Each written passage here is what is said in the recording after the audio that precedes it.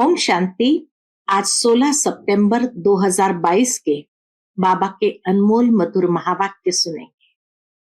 आज की मुरली है पूज्य और पुजारी, ज्ञान और भक्ति। बाबा कहे, अब धीरे धीरे तुम्हें पुरुषार्थ करते हुए पूज्य स्वरूप में आना है और पुजारीपन की सारी निशानियों को समाप्त करते जाना है। बाबा बच्चों को यही तराजू के दो पलड़े दिखा रहे हैं, जिसमें एक है ज्ञान, दूसरा है भक्ति का तराजू।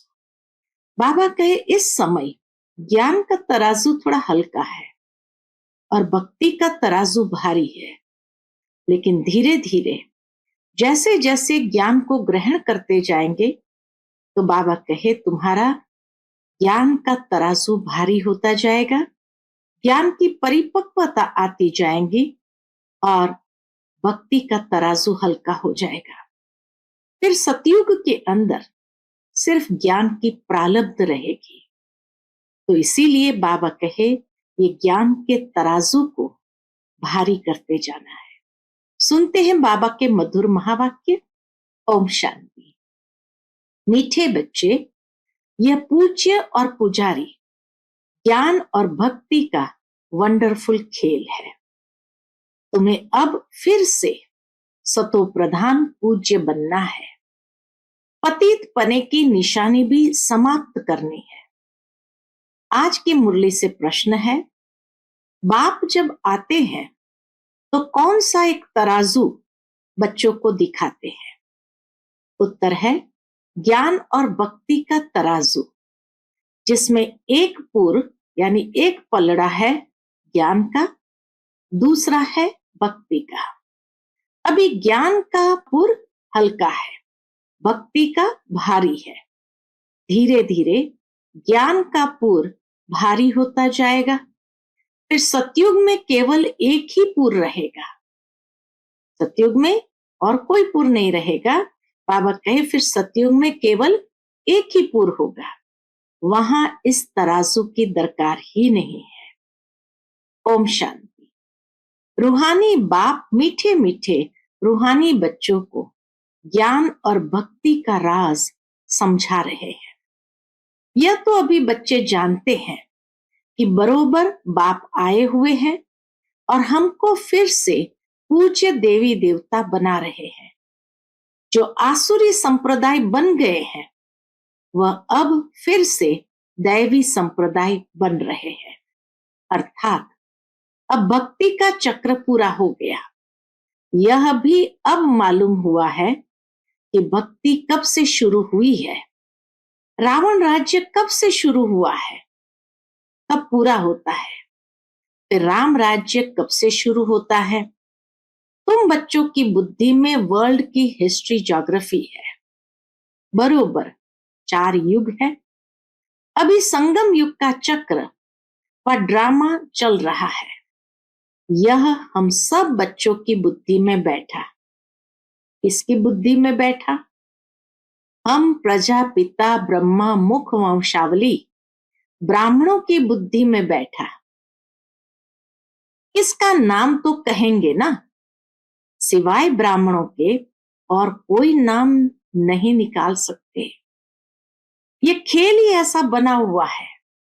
ब्राह्मण फिर देवता, क्षत्रिय, वैश्य, शूद्र, ऐसे ये चक्र फिरता रहता है। तुम बच्चे अब याद की यात्रा सीख रहे हो, अथवा याद की यात्रा सीख रहे हो, अथवा पतित से पावन बन रहे हो। समझाना भी ऐसे होता है। अभी हम राम राज्य की स्थापना कर रहे हैं तो जरूर पहले रावण राज्य है। यह भी सिद्ध होता है। कौन सी बात सिद्ध होती है? कि अभी रावण राज्य है तो झाड़ बहुत बड़ा है। अभी हम पूज्य देवी देवता धर्म की स्थापना कर रहे हैं तो पुराना झाड़ खलास हो, नए झाड़ की स्थापना हो रही है। यह भी हिसाब किताब बच्चे समझते हैं। हम स्वयं पूज्य सतो प्रधान थे फिर 84 जन्म बाद तमो प्रधान बने, पूज्य से पुजारी बने हैं, फिर से रिपीट करना पड़ेगा। यह तो सहज समझने का है कि कैसे ये चक्र फिरता आया है। जैसे एक्टर्स शुरू से लेकर पिछाड़ी तक पार्ट बजाते हैं ना, तो यह है बेहद का राज। ज्ञान और भक्ति का राज बुद्धि में अच्छी रीति जम गया है। हम ही पूज्य सतयुगी देवता थे, फिर हम ही सीढ़ी उतरते पुजारी बने। रावण राज्य कब से शुरू हुआ, पूरी तिथि तारीख तुम जानते हो। हमने ऐसे ऐसे पुनर्जन्म लिया। पहले हम सूर्यवंशी देवी देवता थे, फिर चंद्रवंशी बने, फिर वैश्यवंशी, फिर शूद्रवंशी, अब फिर ब्राह्मण वंशी बनकर फिर हम देवता बनते हैं। अभी तुम ब्राह्मण वंशी व ईश्वरीय वंशी हो। ब्राह्मण वंशी कहो या ईश्वरीय वंशी कहो, तुम सब जानते हो कि हम सब ईश्वर की संतान है। इस समय हम सब ईश्वर की संतान है, इसीलिए ब्रदर्स कहते हैं। वास्तव में तो ब्रदर्स होते हैं मूल वतन में। फिर पाठ बजाने लिए नीचे आना पड़ता है। यह तो बच्चे जानते हैं। हम ही शूद्र से ब्राह्मण बन पढ़कर व संस्कार ले जाते हैं, सो हम देवी देवता बनते हैं। कल हम शूद्र थे, आज हम ब्राह्मण हैं, फिर कल हम सो देवता बनेंगे। यह राज समझाना भी होता है बच्चों को। सभी को सुजाग करना है, हर एक को सुजाग करना है। यह तुम किसको भी समझा सकते हो कि नई दुनिया सतयुग या पुरानी दुनिया कलयुग है। इसमें कोई सुख नहीं। बच्चे समझते हैं जब यह नया झाड़ था तो हम ही देवी देवता थे, बहुत सुख था। फिर चक्कर लगाते लगाते दुनिया पुरानी हो गई है, मनुष्य भी बहुत हो गए हैं, तो दुख भी बहुत हो गया है। बाप समझाते हैं, सतयुग में तुम कितने सुखी थे, सदा सुखी तो कोई रहते नहीं। पुनर्जन्म लेने का भी कायदा है। पुनर्जन्म लेते लेते उतरते उतरते 84 जन्म पूरे हुए हैं, फिर नए सिर चक्र फिरना है। ज्ञान और भक्ति, आधा कल्प है दिन नई दुनिया, फिर आधा कल्प है रात पुरानी दुनिया। यह पढ़ाई याद करनी होती है। शिव बाबा को भी याद करना होता है, टीचर को भी सारा याद है ना। तुम कहेंगे बाबा को इस सारे सृष्टि की नॉलेज है। तुम भी समझते हो कि हम जो पावन पूज्य देवता थे, सो अब पुजारी पतित बने हैं। सतो प्रधान सतो रजो तमो, ये हिस्ट्री ज्योग्राफी तुम ड्रामा की समझते हो। ये पूज्य और पुजारी का खेल बना हुआ है। ऐसी ऐसी अपने साथ बातें करो, ऐसी ऐसी अपने साथ बातें करो। सतो प्रधान बनने के लिए मुख्य है ज्ञान और योग। ज्ञान है सृष्टि चक्र का, और योग से हम पावन बनते हैं। ज्ञान है सारा सृष्टि चक्र का, और योग से हम पावन बनते हैं। इतना सहज है, किसको भी समझा सकते हैं। जैसे बाबा भी समझाते हैं ना। सिर्फ बाबा बाहर नहीं जाते हैं, क्योंकि बाप इनके साथ है ना। कोई भी मनुष्य सदगति को तो जानते ही नहीं। सदगति की बातें तो तब समझे जब सदगति दाता को पहचाने। तुम्हारे में भी नंबरवार जानते हैं, तुम समझते हो और समझाते भी हो। मूल बात है ही पतित से पावन बनने की। याद से ही तमो प्रधान से सतो प्रधान बनते जाएंगे। यहाँ के बच्चे व बाहर के बच्चे कहते हैं कि योग कैसे लगावे, पतित से पावन बनने की युक्ति क्या है, क्योंकि इसमें ही मूंझे है। तो समझाना चाहिए कि ये खेल ही हार और जीत का बना हुआ है। भारत ही पतित से पावन और पावन से पतित बनता है। आधा कल्प है ज्ञान अर्थात पावन, आधा कल्प है भक्ति अर्थात पतित। अब फिर से पतित से पावन बनना है। ये याद की यात्रा प्राचीन बहुत नामी ग्रामी है। वह तो जिस्मानी यात्राएं जन्म जन्मांतर करते नीचे गिरते गए हैं, ऐसे नहीं कि उनसे पावन बने हैं। पावन बनाने वाला है ही एक बाप, वह एक ही बार आते हैं। शिव बाबा का पुनर्जन्म नहीं कहेंगे। मनुष्य को ही 84 जन्म के चक्र में आना है। बाबा कहते हैं ये कहानी बहुत ही सहज है, सिर्फ कैरेक्टर जरूर बदलना चाहिए। बाबा कहे इसमें सिर्फ कहानी तो बहुत सहज है, 84 जन्म, सिर्फ इसमें कैरेक्टर जरूर बदलना चाहिए। जब तुम देवता थे तो तुम्हारा फर्स्ट क्लास कैरेक्टर था, अर्थात फर्स्ट क्लास चरित्र था। फिर धीरे धीरे तुम्हारा कैरेक्टर, चरित्र बिगड़ता गया। रावण राज्य में तो अभी बिल्कुल बिगड़ गया है। आधा कल्प भक्ति मार्ग में पतित बनने से हाहाकार मच गया। पावन शिवालय से फिर पतित वैश्यालय बन जाता है। रावण ने जीत पा ली। कोई कोशिश ही नहीं करते कि राम राज्य कैसे बने, बाप को ही आना पड़ता है। यह भी ड्रामा बना हुआ है। रावण राज्य में हम गिरते आए हैं, अब फिर चढ़ना है। बाप आकर जगाते हैं क्योंकि सब भक्ति में सोए पड़े हैं। बाप आए हैं तो भी सोए पड़े हैं। बाप आए हैं तो भी बाबा के सोए पड़े हैं। बाप आते ये पिछाड़ी में, जबकि सब अज्ञान नींद में सोए हैं। जैसे बाप ज्ञान का सागर है, सृष्टि के आदि मध्य अंत को जानते हैं, तुम भी जानते हो। इतने सब बच्चे बाप से सीखते हैं ना। एक बाप से सीख कर फिर वृद्धि को पाते हैं। कल्प पहले भी तुमको मनुष्य से देवता बनाया था, अभी भी तुमको जरूर बनना है। फिर कोई हल्का पुरुषार्थ करते, कोई फिर तीखा करते हैं। नंबरवार तो है ना। कोई की डल बुद्धि है, उस स्कूल में भी नंबरवार तो होते हैं ना। उस पढ़ाई में तो बीए एमए आदि की कितनी क्लास होती है, कितने मनुष्य पढ़ते हैं। सारी दुनिया में कितने एमए पढ़ते होंगे, कितने लोग पढ़ते होंगे।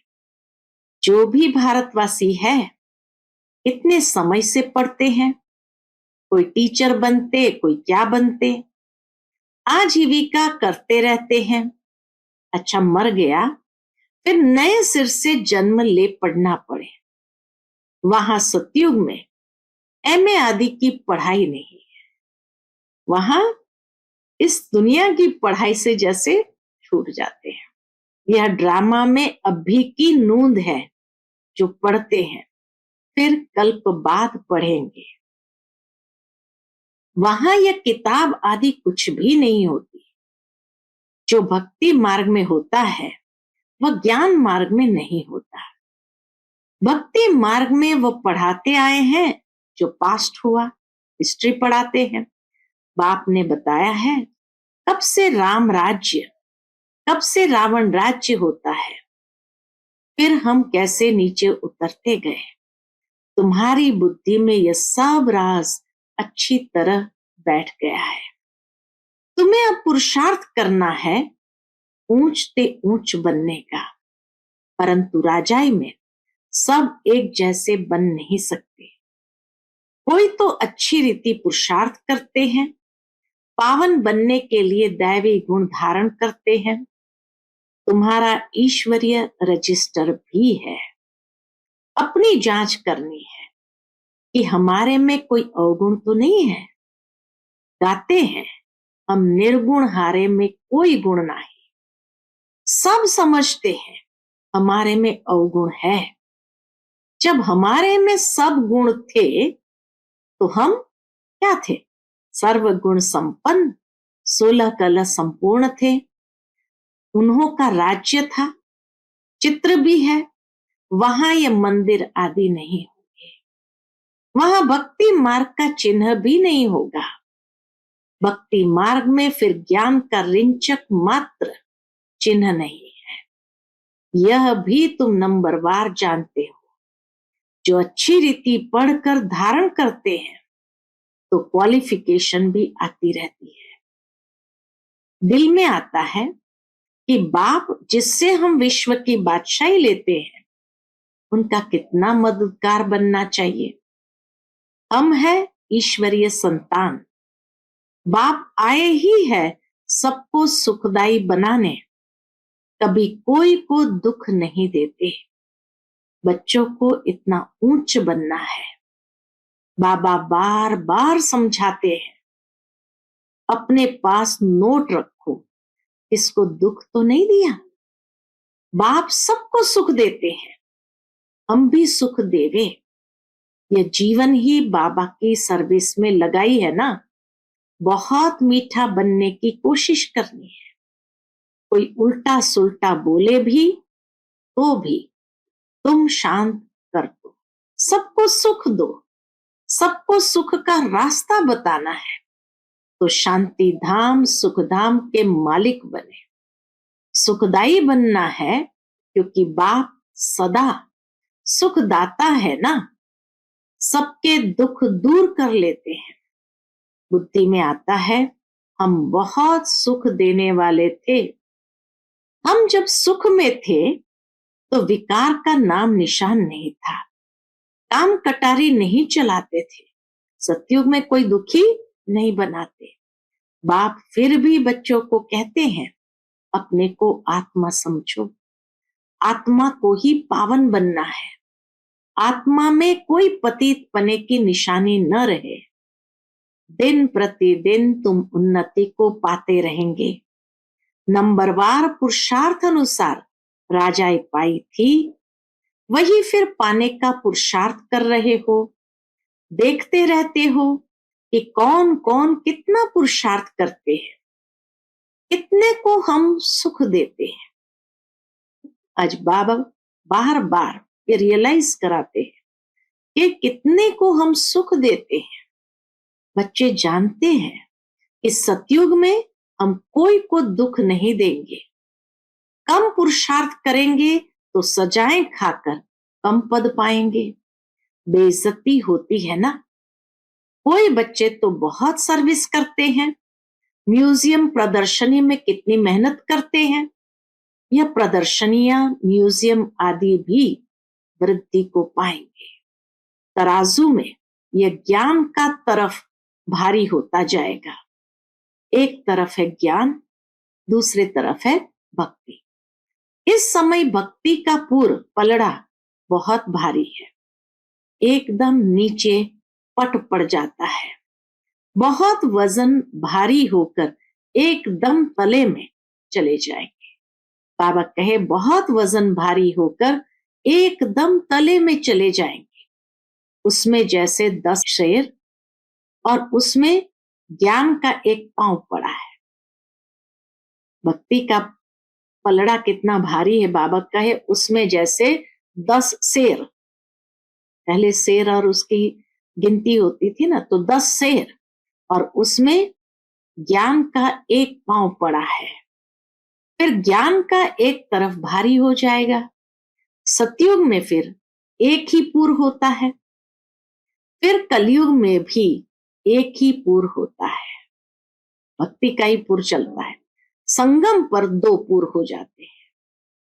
कलयुग तक तो, द्वापर से कलयुग तक सिर्फ भक्ति का पुर रहता है। संगम पर दो पूर हो जाते हैं। ज्ञान के पूर में कितने थोड़े हैं, कितना हल्का है, फिर वहां से ट्रांसफर हो इस तरफ भरते जाएंगे, तब भक्ति खत्म हो जाएगी। फिर एक ज्ञान का पुर रह जाएगा, दो पुर होंगे ही नहीं। बाप आकर तराजू में दिखाते हैं, कम जास्ती भी होता रहता है, कब उस तरफ कब इस तरफ बर्तू हो जाते। ज्ञान में आकर फिर भक्ति के पुर में बर्तू हो जाते हैं। यहाँ आए फिर कहीं चले गए तो फिर भक्ति के पुर में बर्तू हो जाते।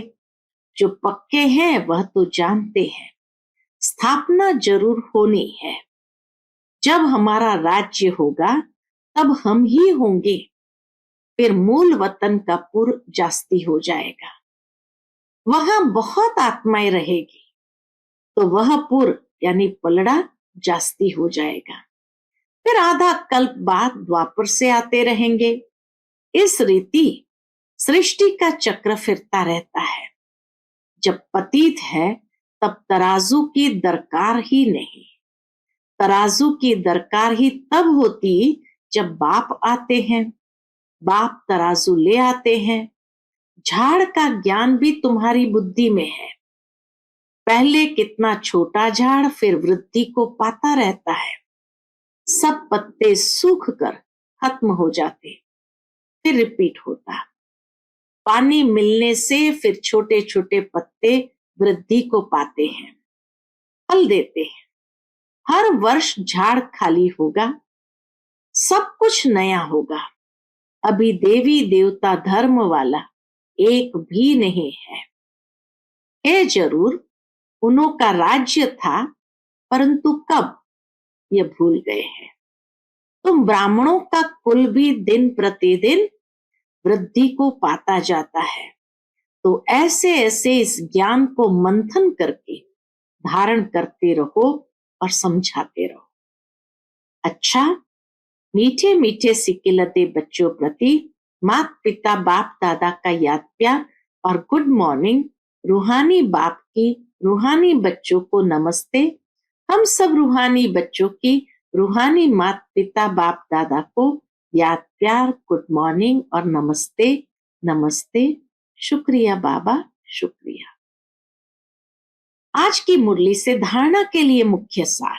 पहली पॉइंट, यह जीवन बाप की सेवा में लगाने है। बहुत बहुत सुखदाई बनना है। कोई उल्टा सुल्टा बोले तो शांत रहना है।